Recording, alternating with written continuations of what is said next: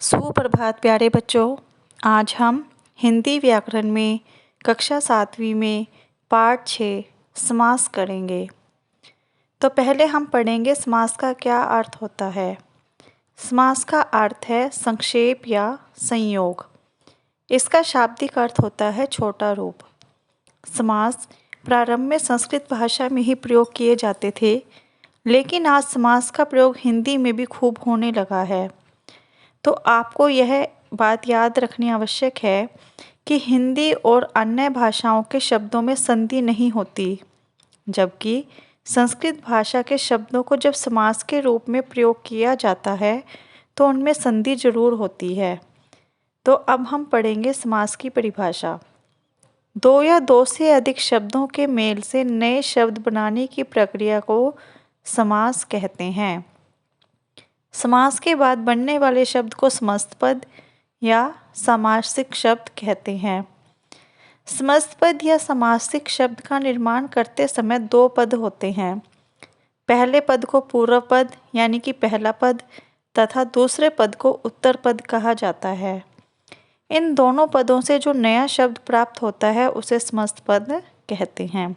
जैसे इसमें पूर्व पद दिया हुआ है दिन और उत्तर पद है रात, और इसका समस्त पद बनेगा दिन रात। ऐसे ही यथा पूर्व पद है और मति उत्तर पद, और समस्त पद बनेगा यथा मति। तो अब आपने देखा कि पूर्व पद और उत्तर पद, इन दोनों पदों से नया शब्द क्या बना? समस्त पद।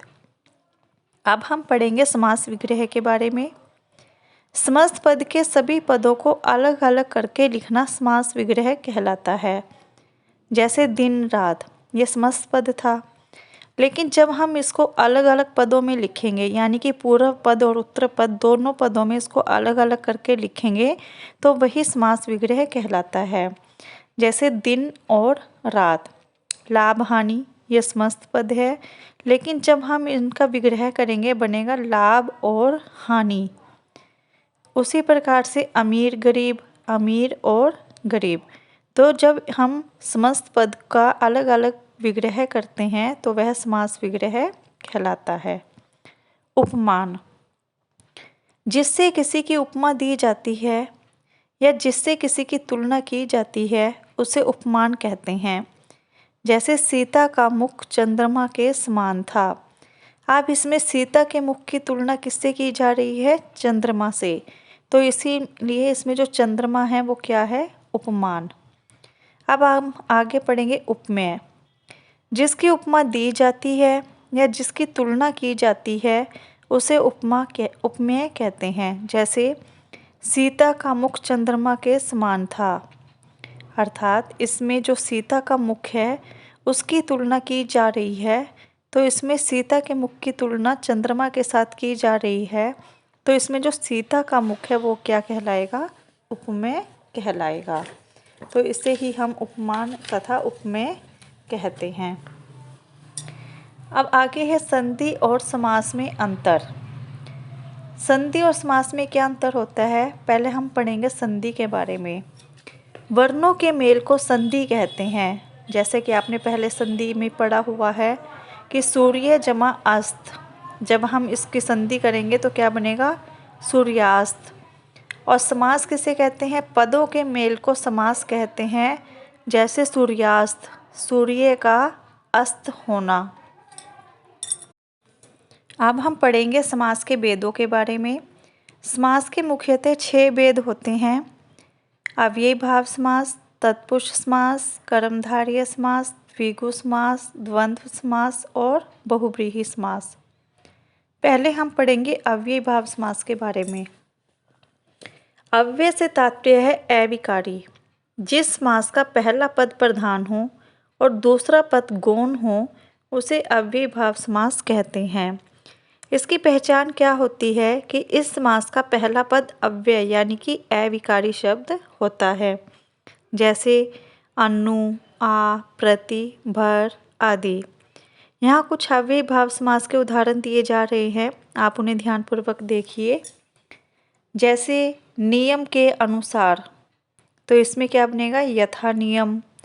मति के अनुसार, यथामति। जितना संभव हो, यथासंभव, प्रत्येक गली, गली गली। तो इस प्रकार से ये अव्ययीभाव समास कहलाते हैं। अब नंबर 2 है तत्पुरुष समास। इस समास में दूसरा पद प्रधान होता है तथा पहला पद गौण होता है। समास करने पर दोनों शब्दों के बीच विभक्तियों यानी कि परसर्ग का लोप हो जाता है। जैसे यज्ञ के लिए शाला, जब हम इनको मतलब समस्त पद करेंगे तो ये क्या बन जाएगा, यज्ञशाला। व्यय से आकुल, व्याकुल। तत्पुरुष समास के प्रमुख रूप से 6 भेद होते हैं। पहला है कर्म तत्पुरुष, करण तत्पुरुष, संप्रदान तत्पुरुष, अपादान तत्पुरुष, संबंध तत्पुरुष और अधिकरण तत्पुरुष। कर्म तत्पुरुष, कर्म तत्पुरुष की विभक्ति क्या होती है, को। तो जिस समास में कर्म कारक की विभक्ति को का लोप हो उसे कर्म तत्पुरुष समास कहते हैं। जैसे स्वर्ग को गया हुआ, तो जब हम इसका समस्त पद बनाएंगे तो बन जाएगा स्वर्गगत, तो इसमें को विभक्ति का लोप हो जाएगा। यश को प्राप्त, यश प्राप्त। ग्राम को गया हुआ, ग्रामगत। शरण को आगत, शरणागत। तो इस प्रकार से कर्म तत्पुरुष समास में को विभक्ति का लोप हो जाता है। अब दूसरा है करण तत्पुरुष समास। इसमें करण कारक की विभक्ति से द्वारा का लोप हो जाता है। जैसे मन से माना, मन माना। शोक से आकुल, शोकाकुल। कष्ट से साध्य, कष्ट साध्य। बाढ़ से पीड़ित, बाढ़ पीड़ित। तो करण तत्पुरुष समास में करण की विभक्ति से का लोप हो जाता है। अब आगे है संप्रदान तत्पुरुष समास। इसमें संप्रदान कारक की विभक्ति के लिए का लोप हो जाता है। जैसे सभा के लिए भवन, तो जब हम इसका समस्त पद बनाएंगे तो क्या बन जाएगा, सभा भवन। प्रयोग के लिए शाला, प्रयोगशाला।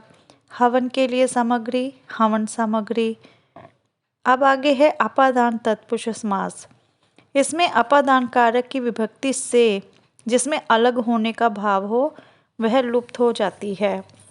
जैसे गुण से हीन, गुणहीन। जल से हीन, जलहीन। ऋण से मुक्त, ऋण मुक्त। अब आगे है संबंध तत्पुरुष समास। इसमें संबंध कारक की विभक्ति का, के, की, इनका लोप हो जाता है। जैसे घोड़ों की दौड़, गुड़ दौड़। आम का वृक्ष, आम वृक्ष। प्रेम का सागर, प्रेम सागर। लाखों का पति, लखपति। अधिकरण तत्पुरुष समास। इसमें अधिकरण कारक की विभक्ति में, पर, इनका लोप हो जाता है। जैसे सिर में दर्द, सिर दर्द। लोक में प्रिय, लोकप्रिय। कार्य में कुशल, कार्य कुशल। आप पर बीती, आप बीती। तो इस प्रकार से इसमें में और पर की विभक्ति का लोप हो जाता है। तत्पुरुष समास के 6 भेदों के अतिरिक्त कुछ अन्य भेद भी हैं जिनमें नन तत्पुरुष समास मुख्य है। अब नन तत्पुरुष समास किसे कहते हैं, जिस समास के प्रथम पद में निषेधात्मक शब्द जैसे अ, अन, न, ना, गैर आदि लगे हों उसे नन तत्पुरुष समास कहते हैं। जैसे न चाहा, अनचाहा। न आदर, अनादर। न आस्तिक, नास्तिक। न पसंद, नापसंद। अब आगे है कर्मधारय समास।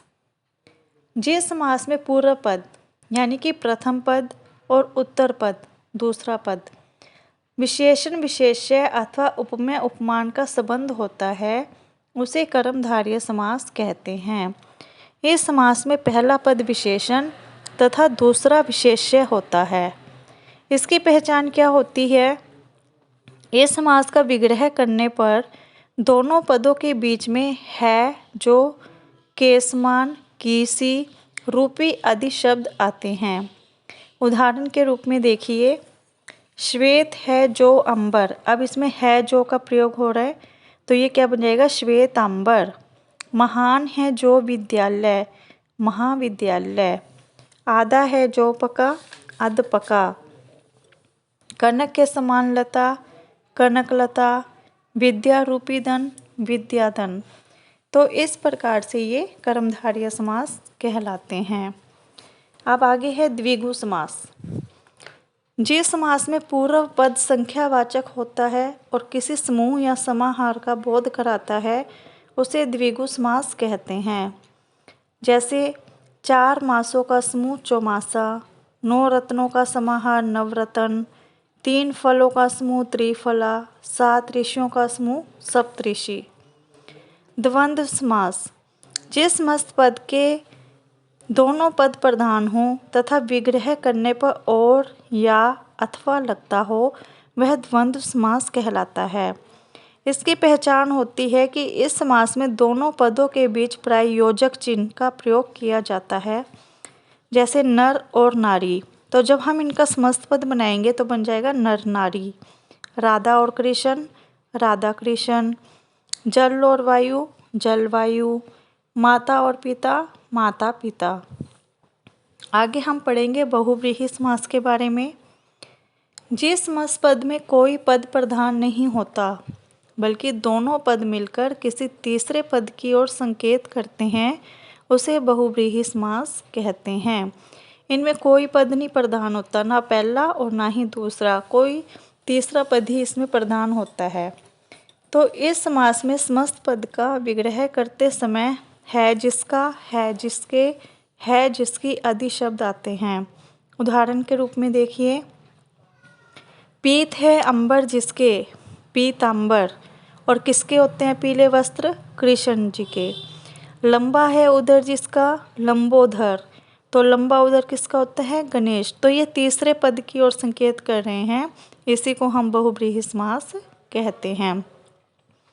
3 है लोचन जिसके, लोचन है नेत्र। तो 3 है लोचन जिसके, त्रिलोचन। किसके होते हैं? शिव के।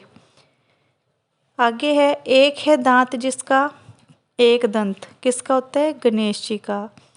3 है रंग जिसमें, तिरंगा। और तिरंगा कौन सा का होता है? हमारा राष्ट्रीय ध्वज को तिरंगा कहा जाता है। तो इस प्रकार से ये बहुव्रीहि समास की पहचान होती है। तो बच्चों, ये हमने पढ़े समास के बारे में और आशा करती हूँ कि आप सभी को समास अच्छे से समझ में आ गए होंगे। तो सभी बच्चे इसका अभ्यास कार्य अपनी पुस्तक में ध्यानपूर्वक करेंगे। धन्यवाद।